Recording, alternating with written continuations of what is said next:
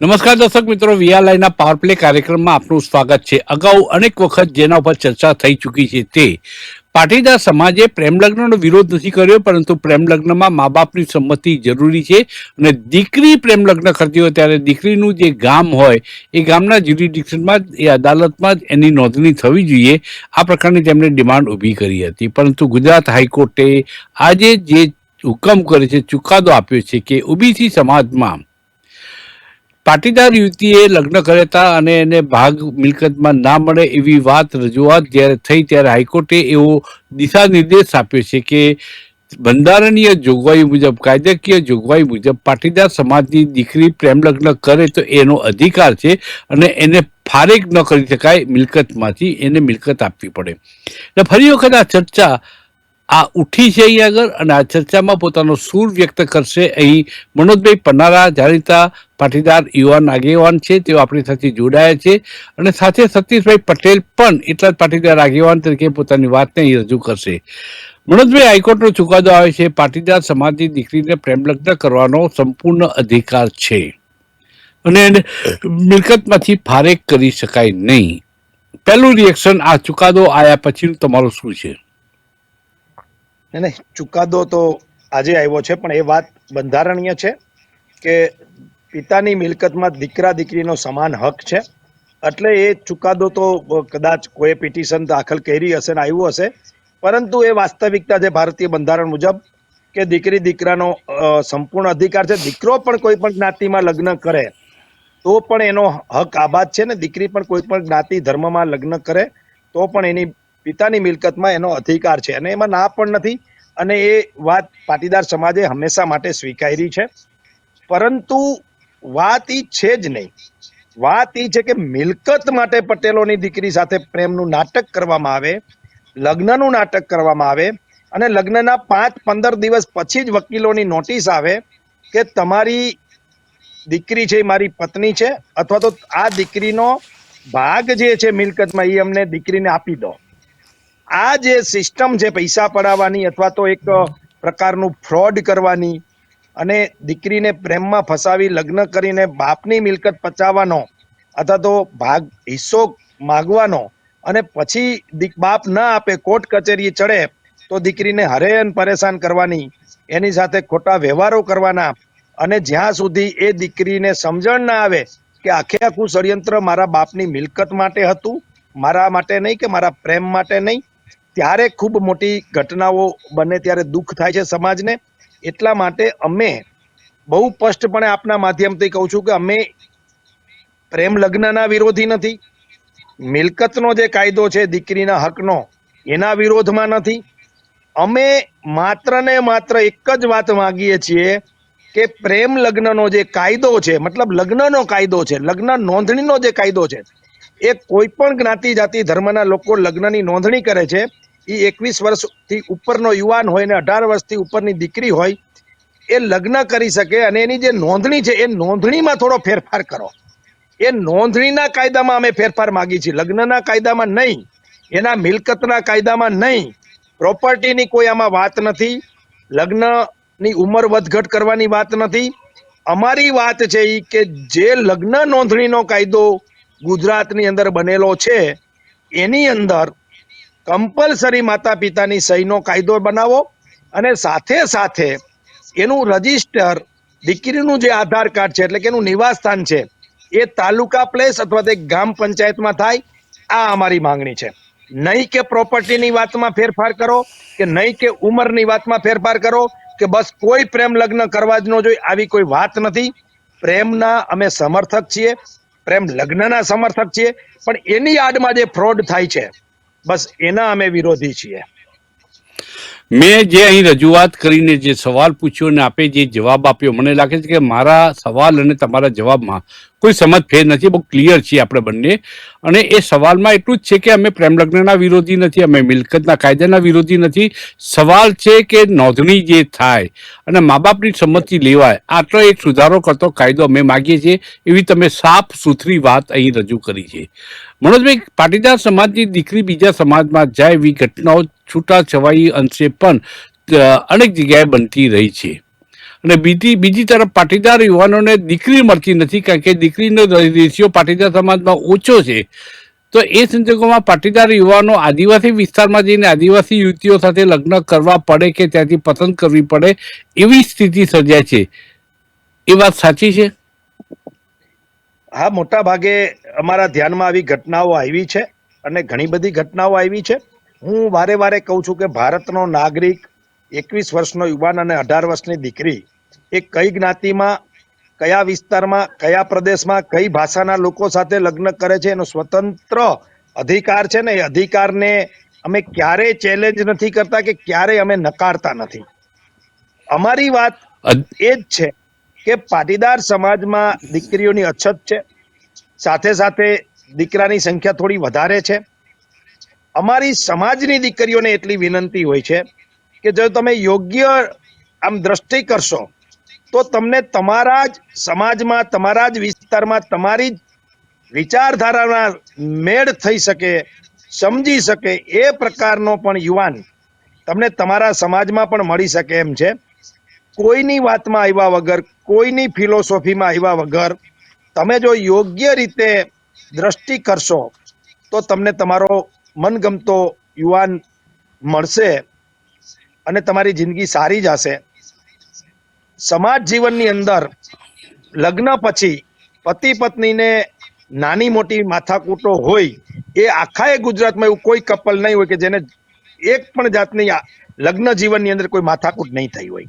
જો આ માથાકૂટનું સમાધાન એ સમાજમાં હશે તો સમાજના આગેવાનો, વડીલો, માતા પિતાઓ સાથે બેસીને એનો રસ્તો કાઢશે કે ભાઈ તમારી ભૂલ છે, આ તમારી ભૂલ છે, તમે સુધારો ને લગ્ન જીવન સારું અને સફળ રહીએ.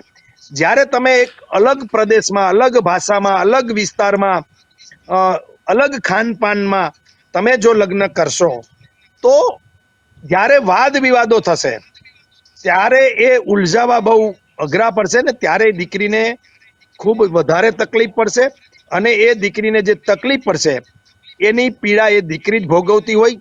ત્યારે મા બાપ પણ કદાચ સહમત ન હોય અથવા ઓછા સહમત હોય. એટલે આવી જે પરિસ્થિતિઓનું નિર્માણ થાય છે.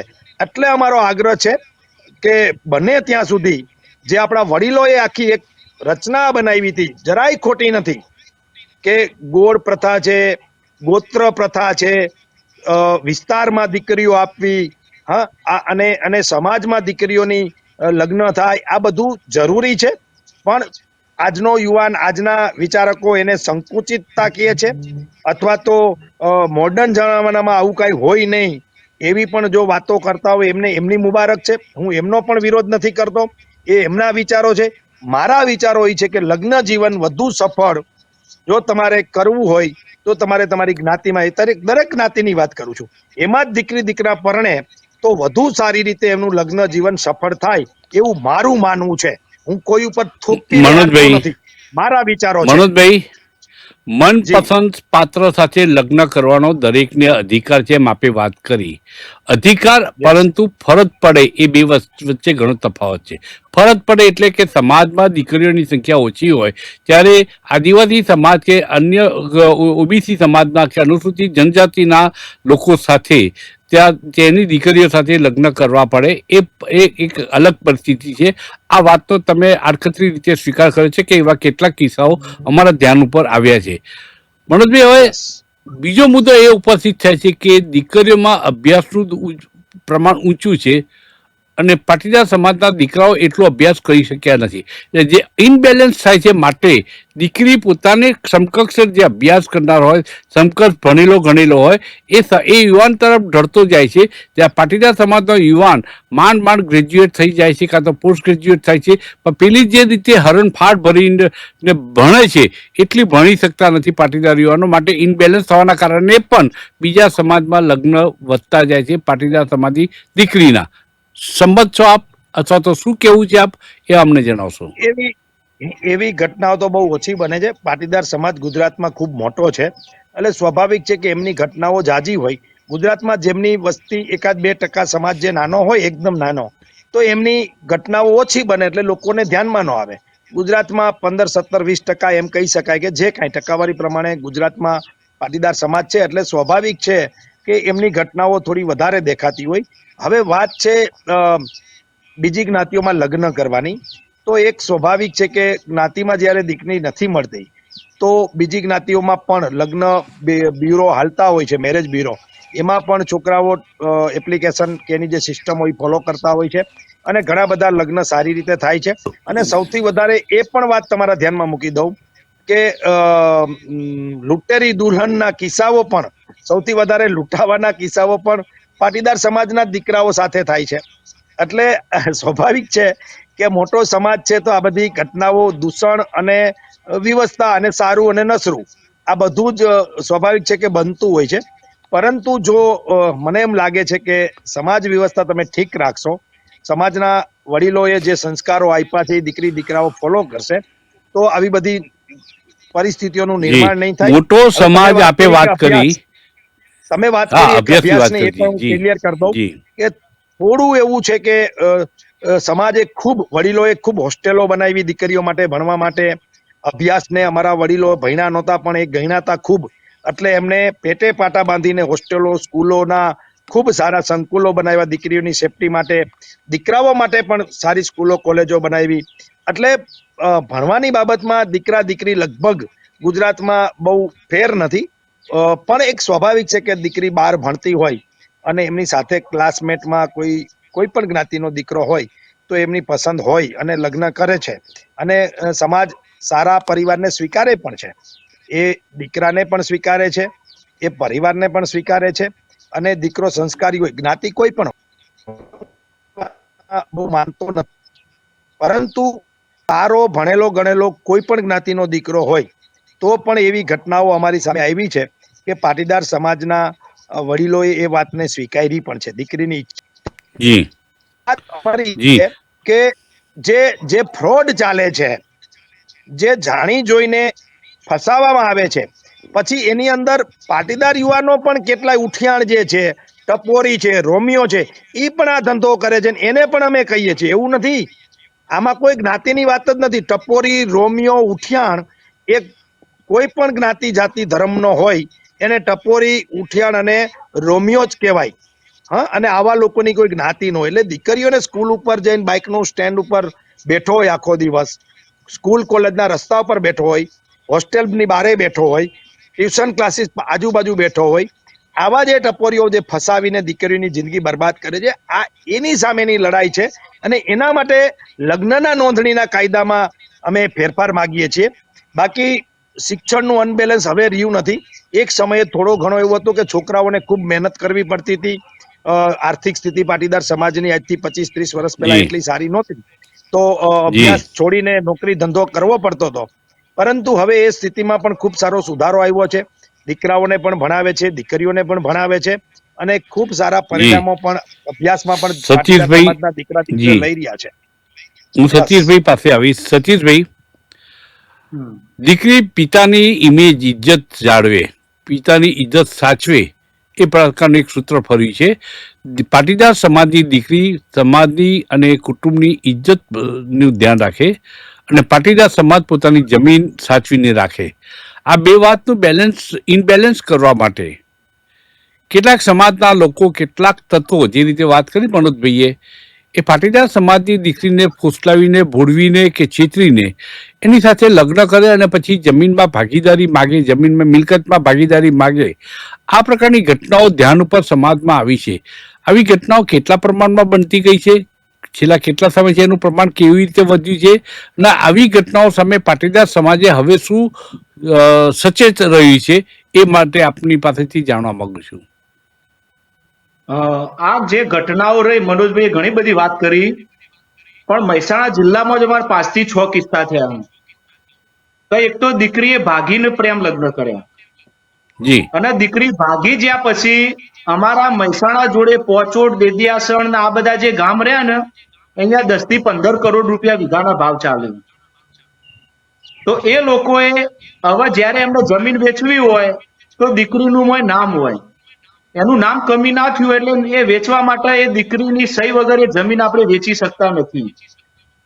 એના લીધે પરિસ્થિતિ એવી ઊભી થઈ કે સામેવાળો છોકરો જે અસામાજિક તત્વ હતો, આ છોકરીને ભગાડીને લઈ ગયો તો છોકરી એની થઈ ગઈ. હવે અહીંયા પિતાને એ નામ કમી કરાવવાના 2 કરોડ રૂપિયા આપ્યા.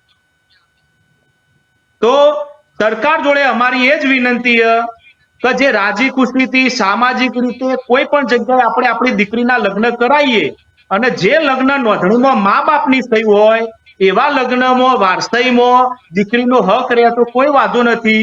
પણ જે દીકરીને કોઈ અસામાજિક તત્વ ભગાડીને લઈ ગયો હોય, કોઈ વેચી મારવા માટે દીકરીને લઈ ગયો હોય, તો સરકાર એવો કાયદો બનાવે કે જે દીકરીના લગ્નમાં મા બાપની સહી ના હોય એવી દીકરીઓને એમના પપ્પાના મિલકતમાંથી તમામ મિલકતમાંથી એને ઓટોમેટિક બેદખલ કરી દેવી જોઈએ. નકર જો આ કાયદો કોઈ ભાગીયું લગ્ન હોય અને એ દીકરીને લઈ જાય અને આ રીતે લાય તો પછી થશે શું ખબર? ખૂન ખરાબા થશે.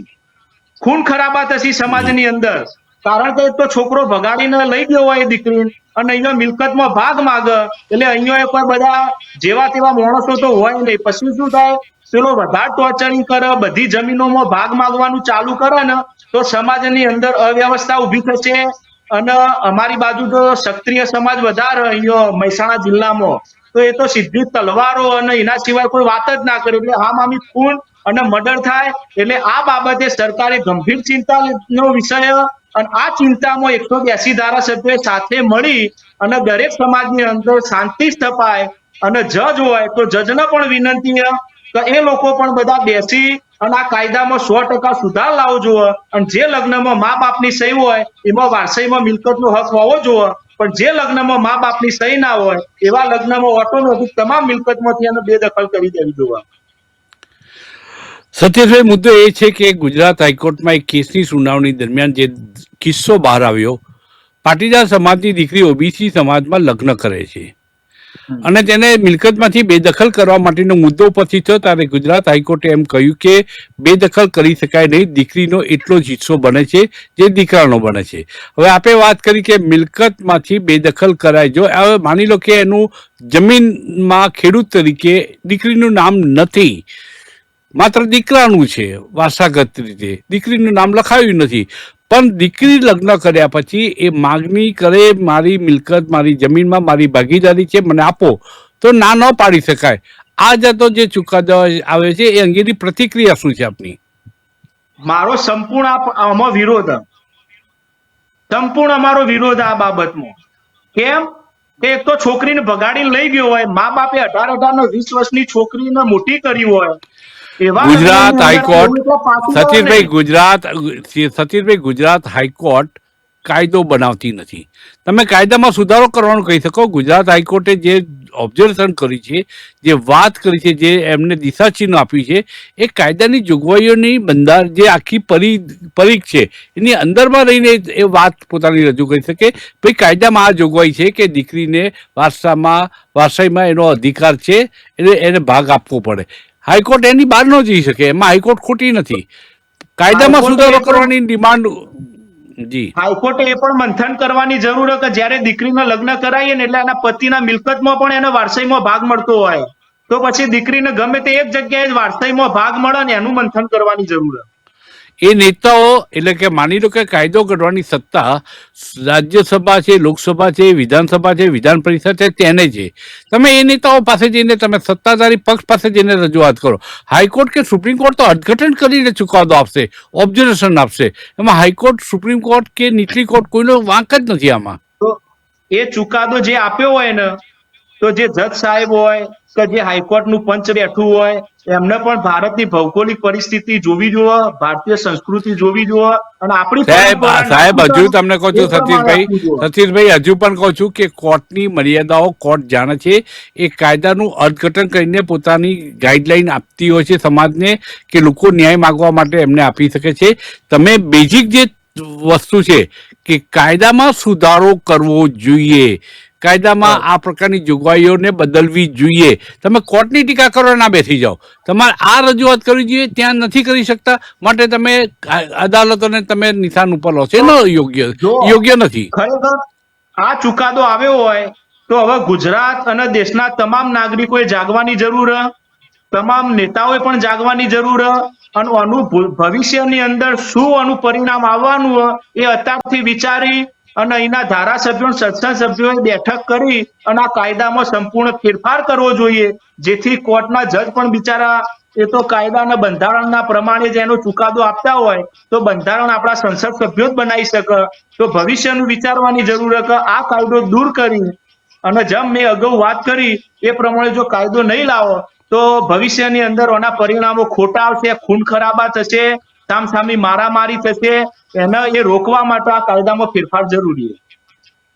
જી, મતલબ કે કાયદામાં સુધારો કરવાની જરૂર છે અને હાઈકોર્ટે જે ઓબ્ઝર્વેશન કર્યું છે તેમાં એટલી જ વાત કેવી છે કે પાટીદાર સમાજની દીકરી જો અન્ય જગ્યાએ લગ્ન કરે અથવા તો દીકરો પ્રેમ લગ્ન કરે તો મા બાપની સંમતિ જરૂરી છે અને મા બાપની સંમતિ હોય તો એ મિલકતનો અધિકારી બને છે.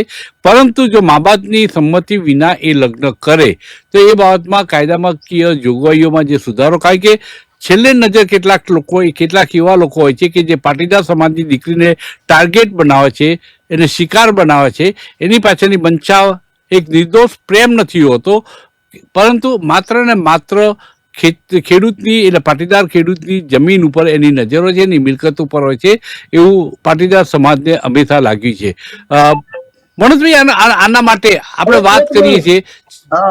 ત્રિવેદી સાહેબ, આમાં એકલો પાટીદાર સમાજ નહીં, આમાં જૈન સમાજ, બ્રાહ્મણ સમાજ, ક્ષત્રિય સમાજ, ઠાકોર સમાજ બધા લોકો જમીન ધરાવતા હોય તો આ તકલીફ રહી ને એ તમામ સમાજને આ નડવાની. એટલે આ તો ગુજરાત જમીન એકલી નહીં અન્ય મિલકતોમાં પણ આ ઇસ્યુ બનતો હોય છે. મનોજભાઈ, આપણે વાતો લગભગ 2-3 ડિબેટ કરી ચૂક્યા છે આ મુદ્દા ઉપર કે પાટીદાર સમાજ શું ઈચ્છે છે.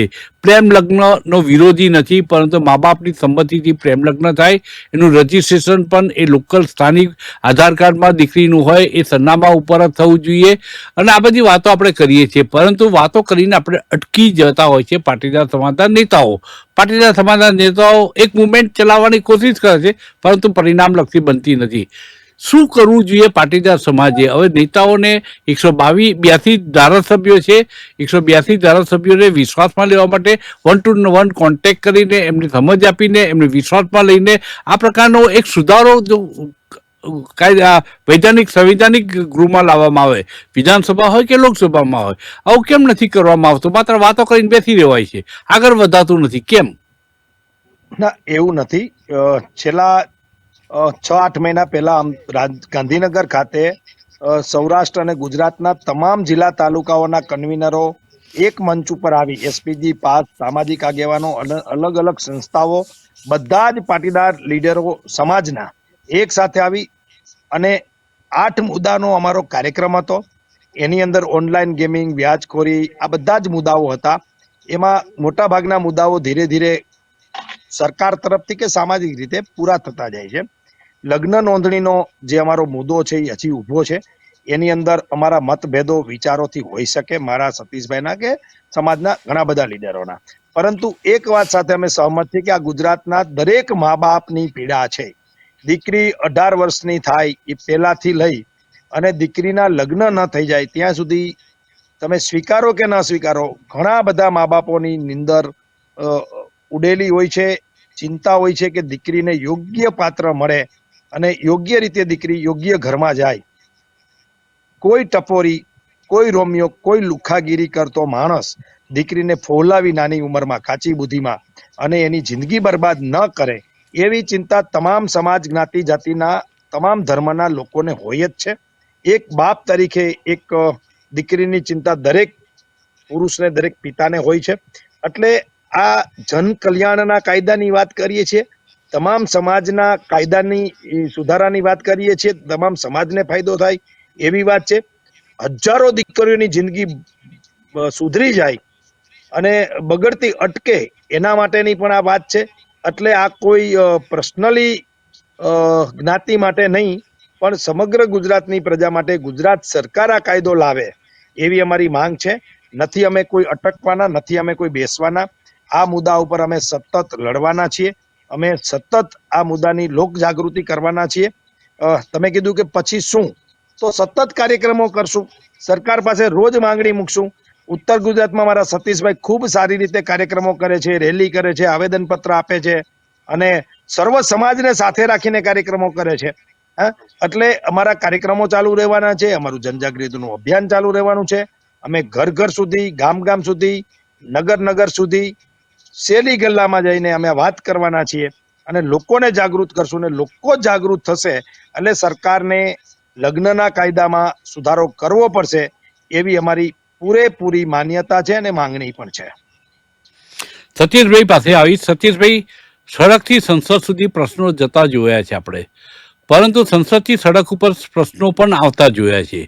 શું પાટીદાર સમાજ એક મોક પાર્લામેન્ટ યોજીને, એક મોક સંસદ યોજીને અને એ પોતે આ વાતનો પ્રસ્તાવ રજૂ કરે અને પ્રસાર કરે, લાખોની સંખ્યામાં પાટીદાર સમાજ એને અનુમોદન આપે, સમર્થન આપે એવી તમને અપેક્ષા છે, આશા પણ છે, તો એ સમાજમાં પાટીદાર સમાજની એક મોક પાર્લામેન્ટ બોલાવીને એનું એક આવેદનપત્ર, માગણી પત્ર રજૂ કરીને સરકારમાં રજૂ કરો તો યોગ્ય રાહે આખી એ થાય. મતલબ પાટીદાર સમાજની, સમસ્ત સમાજ, દરેક સમાજની આ વેદના છે, આ પીડા છે, જે દીકરીનો મા બાપ હોય એની, તો એને વિશાળ રીતે આખા ઠાકોર સમાજને પણ ભેગો કરો, જૈન સમાજ કરો, બ્રાહ્મણ સમાજ કરો અને આ લોકોની સમાજ પાસેથી આવી રજૂઆતો કરો કે ભાઈ હવે પછી જ્યારે ચૂંટણી આવશે ત્યારે આ મુદ્દો ખૂબ અગત્યનો બનશે, તમે અમારી વાતને સાંભળો, અમારી માગણીને તમે સમર્થન આપો. તો સરકારમાં બેઠેલા લોકો સંવેદનશીલ છે, એ પણ કોઈક દીકરીના મા બાપ છે, તો સમજશે. આવો પ્રયાસ કેમ નથી થતો? હવે હું તમને આખી ડિટેલ કહી દઉં કે અમે તમામ જ્ઞાતિ સમાજની અંદર આ મુવમેન્ટ ચલાવીએ, મારા હજારો લોકોના ફોન આવે, પણ જો આ પ્રયાસ થયો ને, અમે પ્રયાસ કરી ચૂક્યા છીએ. મહેસાણાની અંદર 84 સમાજનું નુગરની અંદર બહુ મોટું વિશાળ સંકુલ આવેલું હોય, તેઓ આગળ 400 સમાજના અમે ભેગા કરેલા, તમામ જ્ઞાતિ સમાજના, ગુજરાતના 18 વર્ણ સમાજના 400 સમાજને તેઓ ભેગા કરેલા. સતીશભાઈ, એ વાત હું જાણું છું, એ વખતનું અમે કવરેજ પણ કર્યું હતું. સવાલ એ છે કે સરકારમાં બેઠેલા પ્રજાના પ્રતિનિધિઓ એ પણ કોઈક દીકરીના મા બાપ છે અને એમને તેની પીડા અને વેદના ખબર છે કે દીકરીના મા બાપને શું વેદના થાય. તમે વ્યવસ્થિત રીતે ડ્રાફ્ટ તૈયાર કરીને સરકારના આ પ્રતિનિધિઓને, સરકારના મંત્રીઓને, મુખ્યમંત્રીને, કાયદા મંત્રીને, ગૃહમંત્રીને આ લોકોની સમક્ષ રજૂઆત કરો તો હું માનું છું કે કોઈક રસ્તો નીકળે. ત્રિવેદી સાહેબ, એ રજૂઆત હું એ જ કહેવા માંગુ, એ રજૂઆત અમે મુખ્યમંત્રીને 5 વખત કરેલી, ઋષિકેશભાઈ પટેલને કરેલી, પ્રફુલભાઈ પાનસેરિયા હતા એમને પણ કરેલી, મહેસાણાનું તમામ જ્ઞાતિ સમાજનું ડેલિગેશન સાથે અમે ત્યાં ગયેલા હતા અને 400 સમાજના લેટર પેડ પણ એમને આપ્યા હતા અને આ મુખ્ય માગણીઓ પણ ત્યાં આપી હતી. પણ હું તમને ક્લિયર એક વાત કહી દઉં, હું સરકારનો વિરોધ નહીં કરતો, પણ હાલ જે સરકારમાં જે બધા બેઠેલા લોકો રહ્યા એ ફક્ત પૈસા કમાવા માટે બેઠા, એમને સમાજના પીડાની કોઈ ચિંતા નથી, ફક્ત હાર પહેરવા હોય, સમાજની અંદર એમની વાહવાહી કરાવી હોય તો સમાજમાં આવે, બાકી અવાજ મારો મુદ્દો એ છે,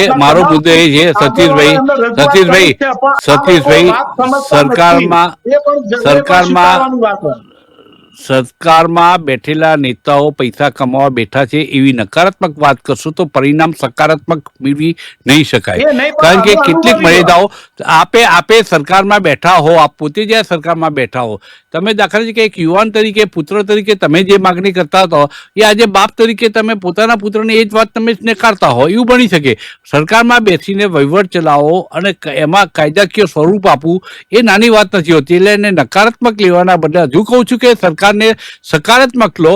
સરકાર તમારા પ્રયત્નોમાં સમજી હશે, સમજતી હશે, પરંતુ કેટલીક કાયદાકીય મંથન જરૂરી હોય છે જે આપને ખ્યાલ ના હોય. પણ આશા રાખીએ કે સરકાર તમારી વાતને ત્રિવેદી સાહેબ, હવે સકારાત્મક ની 12 જિલ્લાથી વધુ જિલ્લામાં તો આની રેલી કરીને આવેદન પત્ર આપ્યા, મુખ્યમંત્રીને 5 વખત મળ્યા, દરેક ધારાસભ્યનું આનું આવેદન પત્ર આપવામાં આવ્યું, ધારાસભ્ય ગ્રામ પંચાયતના લેટર પેડ પણ ત્યાં આગળ પહોંચાડવામાં આવ્યા. તેમ છતાં જો સરકાર આ બાબતે ચિંતન કરીને એક દિવસ જો બોલાવતી હોય તો